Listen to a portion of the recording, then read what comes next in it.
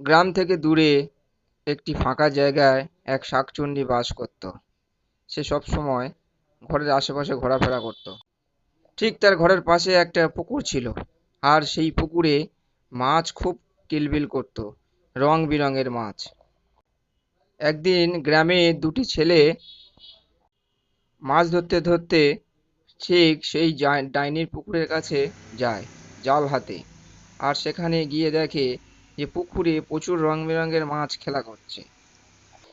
তারা পুকুরের ধারে এসে দেখছে আর বলছে, আজ অনেক মাছ হবে, পুকুর থেকে অনেক মাছ ধরে নিয়ে যাব আজ।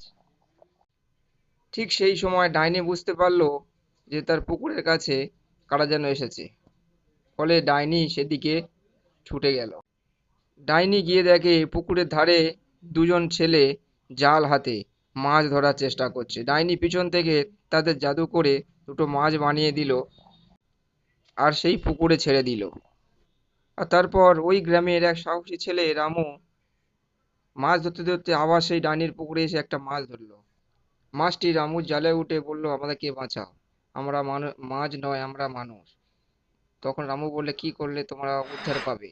তখন মাছটি বলল, ডাইনির ঘরে একটা জাদু পাথর আছে, সেই জাদু পাথর এনে এই পুকুরে ফেললে আমরা সবাই মাছ থেকে আবার মানুষ হয়ে যাব। সেই কথা শুনে রামু সেই শাকচুন্নির ঘরের দিকে গেল। তার ঘরেই ভিতরে ঢুকে গেল, আর সেখানে দেখলো একটা জাদু পাথর চকচক করছে। আর রামু সেখান থেকে পাথরটা উঠিয়ে আবার বাইরে চলে এলো, আর সেই পুকুরের দিকে যেতে লাগলো। হঠাৎ ডাইনি পিছন থেকে রামুকে ধাওয়া করলো। রামু ছুটতে ছুটতে পুকুরের দিকে গেল, আর পুকুরের দিকে গিয়ে আর এদিকে ডাইনি ছুরি হাতে তার পিছন পিছনে ধাওয়া করলো। রামু তাড়াতাড়ি করে পাথরটি পুকুরে ফেলে দিয়েছিল, আর সেই সময় দেখা গেল ডাইনি আগুনে পুড়ে মরে গেল, আর তারা মাছ থেকে মানুষ হয়ে গেল।